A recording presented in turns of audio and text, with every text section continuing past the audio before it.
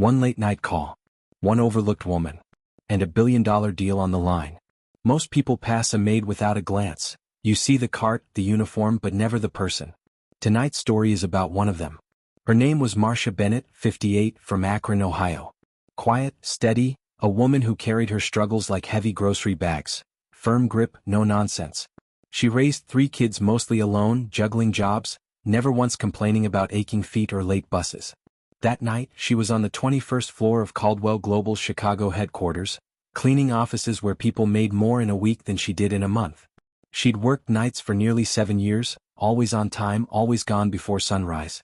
But the silence felt heavier than usual. City lights glittered across Lake Michigan. The AC hummed. Then a phone rang. Again and again. On the CEO's desk, its screen glowed with an unfamiliar country code. Marcia froze. She wasn't one to meddle. Jobs were lost that way. Who expected the maid to answer the CEO's phone? But the sound pressed on her nerves. She wheeled her cart closer, hand hovering. "Don't be stupid," she whispered. Still the ringing dared her. Almost midnight. Finally she picked up. In that instant, Marcia wasn't just a maid anymore. She was stepping into a call that could change the fate of a billion-dollar deal. But the story begins before that. Marcia grew up in Akron, the daughter of a tire plant worker and a mother who cared for other people's kids. Money slipped away faster than it came, and by her teens she knew college wasn't an option. She worked diners, laundromats, and grocery stores. Then came 3 kids of her own with their dreams and their struggles.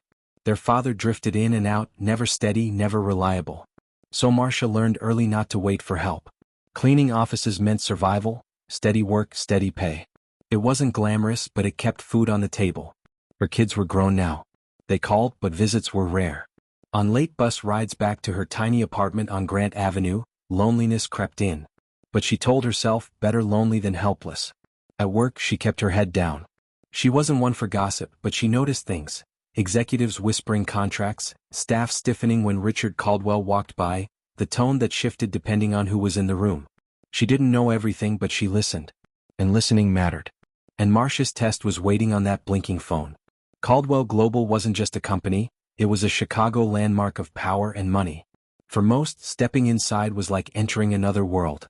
For Marcia it was just work. She didn't care about marble lobbies, sharp-suited guards, or imported coffee. She cared about finishing her shift and catching the last bus. She knew the rhythm of the place. Daytime buzzed with voices, heels clacking, printers humming. At night, silence swallowed it all. A chair creak, a buzzing phone, her mop bucket echoing down the halls. The CEO's floor was the strangest. Everything there was sleek, polished, expensive. Even the pens probably cost more than her paycheck. She'd only seen Richard Caldwell a few times, tall, salt and pepper hair, early 50s, always in tailored suits. He wasn't loud, but when he spoke, people listened. Once, Marcia passed him in the hall. He didn't even glance her way. Not rude, just like she didn't exist. That was life at Caldwell Global. But Marcia noticed. She overheard whispers about clients in Germany, investors in Switzerland, suppliers in South Korea. She learned names she'd never meet, signatures worth millions. Standing on the edge of a storm, close enough to feel it, never expected to touch it. Sometimes she wondered what it would be like to sit at those desks instead of wiping them. She always pushed it away. Her life was steady paychecks, bus rides, dinners alone. That night something was off. Papers scattered across Caldwell's desk, highlighted passages in a contract. A half-full glass of water. She moved carefully, eyes lingering, then turned for the hall, when the sound struck again. The phone. Loud in the silence. The screen glowed with a foreign code. Not a telemarketer. Her chest tightened. "Don't do it, Marcia," she whispered. She reached for her cart, but the ringing pulled her back. What if it was urgent? No one else was here. She stepped closer. France. Her hand hovered, fear of losing her job fighting against the desperation of whoever kept calling. Her fingers closed around the receiver. "Hello." A sharp inhale. A rushed, accented voice. "Finally. Is this Caldwell Global? This is Stefan Klein, Munich. Where is Richard?" Marcia froze. She almost hung up, but the panic in his voice stopped her. "Oh, Mr. Caldwell isn't here. This is the night staff." Stefan groaned. "The contract, they changed the language. If it isn't fixed tonight, I pull out in the morning. Billions on the line. Do you understand?" Her head spun. She had no business here. And yet she gripped the phone tighter. "Sir, I'm not who you think I am. I don't handle contracts. I don't care, Stefan snapped. You work there? Yes. Then tell Caldwell this deal dies at sunrise unless someone explains why this language changed. Marcia's eyes flicked to the scattered papers. She slid the phone to her shoulder, lifted the top sheet. Words blurred, until one phrase stood out, exclusivity rights. She remembered overhearing an executive in the elevator last week. Clients hated it. Mr. Klein, Marcia whispered, I'm not an expert, but this exclusivity part, maybe it wasn't supposed to change. Silence. Then Stefan's voice calmer. Yes, exactly. The original draft had none of this. If it stays, we walk away. Marcia glanced nervously at the door. I can't fix it, but I'll get your message to the right person. Just hold on until morning. You must, Stefan insisted. Tell Caldwell or everything collapses. I don't want a fight, I want partnership. I understand. Please, wait until tomorrow. Pause. Then, all right. I'll wait. But no later. Click. The line went dead. Marcia lowered the phone, her hand trembling. She knew this wasn't small. By morning, someone powerful would learn she was the one who answered. The phone rang again. She jumped, grabbed it. Hello? Bennett? Yes. Listen carefully, Stefan pressed. This contract is a disaster. Do you understand what happens if I walk away? Hundreds depend on this deal. Marcia pressed the receiver close. I'm just the maid. I don't know contracts, but I believe you.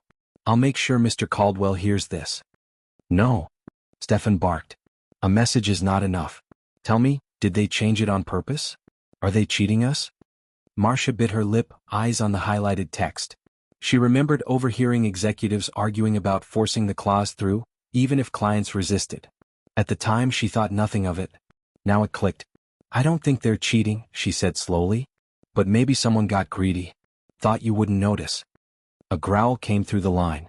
Exactly what I feared. They treat us like fools. Leaning against the desk, Marcia steadied herself. I can't speak for them. But I know Caldwell, he doesn't like losing good clients. He'll fix this. Give him the chance. Stefan exhaled sharply. Why should I trust you? You clean floors. The word stung, but she stood firm. Yes, I clean floors. But I pay attention. And I'm the only one who answered. If you walk now, no one will know why. Wait until morning and at least Caldwell can respond. Silence. Then Stefan sighed. You speak with more sense than half the executives I deal with. Fine. I wait, but no longer than sunrise. Tell him the exclusivity clause is unacceptable. We walk if it remains. Relief washed over her. I'll tell him. I promise. Do not break this promise, Bennett. I risk everything on your word. I understand. You'll have your answer. Click. Marcia lowered the receiver, pulse racing. She had convinced Caldwell Global's biggest client to wait. Her knees weakened and she sank into the CEO's leather chair. For a moment, pride flickered inside her. She wasn't an executive, but she'd just saved $1 billion deal, at least for the night. Morning came fast.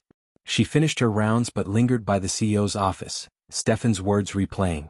At 7 sharp, the elevator doors opened. Richard Caldwell strode out, his assistant at his side with a tablet and folder. His suit was sharp, his expression unreadable. Marcia's throat tightened. She wasn't supposed to be here. But when Caldwell stepped into his office and froze at the phone off the hook, her body moved before her mind. Mr. Caldwell, she blurted, voice shaking. He turned, eyes narrowing. Who are you? I'm Marcia. Night staff. Maid. The assistant glanced at her, confused, then back at Caldwell. Caldwell's jaw tightened. Why are you still here? Marcia's palms were slick. Sir, last night the phone kept ringing. A client from Germany, Stefan Klein. He said the exclusivity clause wasn't supposed to be there. He was ready to walk. I told him to wait until you came in. The assistant frowned, rifling through papers. Exclusivity clause? That wasn't approved. Caldwell's gaze cut back to Marcia. You answered my phone? Her stomach dropped. Yes, sir. I know I had no right. But if I hadn't, he would have pulled the deal. The room froze. Then the assistant spoke quickly. She's right. That clause wasn't in the draft I reviewed. Someone slipped it in. Caldwell's face darkened. He turned toward the window, then back. Get Klein on the line. Now. The assistant dialed. Caldwell stood tall, but his eyes lingered on Marcia. And you? What exactly did you say? Her knees shook. I told him not to walk away yet. I promised he'd get answers this morning. Moments later, Stefan's voice burst through the speaker. Caldwell, finally. Do you know what kind of night I've had? Mr. Klein, Caldwell said firmly, thank you for your patience. I heard about the issue. You heard? From who? Stefan snapped. Caldwell glanced at Marcia. From someone I should have been paying attention to long ago. Her heart skipped. The clause should never have been there, Caldwell continued. I'll remove it immediately. The deal stands as agreed. Stefan exhaled. Good. Then we continue. But next time, Caldwell, I expect respect. Understood, Caldwell said. You have my word. The call ended. Silence lingered.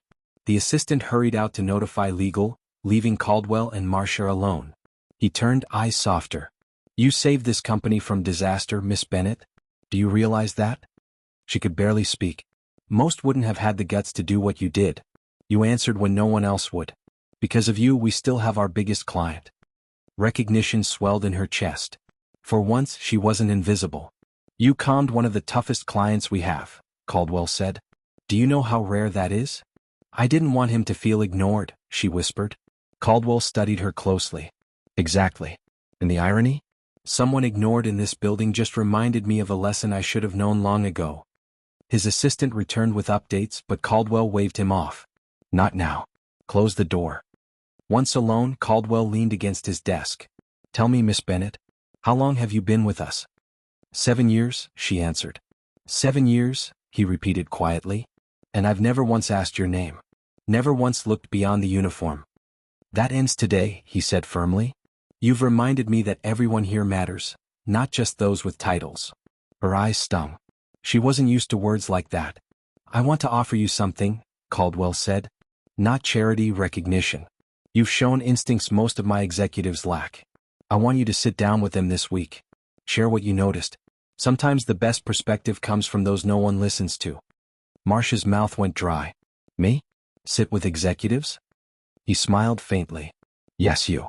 For a moment, she thought of all the nights she'd been invisible, scrubbing stains, wiping crumbs, overhearing conversations that reminded her just how far she was from that world. And now she was being invited in. I don't know what to say, Marcia whispered. Say yes, Caldwell replied simply. Her hands trembled. Yes. He extended his hand. She hesitated, then shook it. His grip was firm, filled with respect, not pity. You've taught me something important, Miss Bennett, he said. Titles don't define value. Actions do. And last night you acted when no one else did. For the first time in years, Marcia felt something lift inside her. She wasn't just the maid anymore. She was the woman who answered the call that saved Caldwell Global. But stories like this don't end with handshakes. They end with lessons. In the weeks that followed, word spread quietly. Executives whispered about the deal that nearly collapsed, about the client who almost walked away, and about the maid who answered the phone when no one else did. Marcia never bragged. She never told her kids or neighbors. She just kept working. But people noticed. Colleagues greeted her by name. Some even asked her opinion. Caldwell himself acknowledged her every time he passed. He didn't give her riches or titles, but the respect he showed was worth more than either. For once, she wasn't invisible. One Friday evening, waiting for her bus, she looked out at the city lights across the lake. She thought about that call, how easy it would have been to ignore it, to say not my job. But she hadn't. And because she acted, everything changed. Sometimes life doesn't give you warning. It arrives suddenly, in the form of a ringing phone, a moment too small to seem important. But what you do in that moment defines you. Marcia Bennett proved no one is truly invisible. And maybe that's the message for all of us. Never underestimate the people you overlook. Value isn't written on business cards or paychecks. It's shown in action. So next time you pass someone cleaning a floor, bagging groceries, or working a job most ignore, remember, they might be the one to save the day when no one else can. This story moved you, share it. Remind someone they matter. And never forget, sometimes the greatest heroes are the ones we don't even see.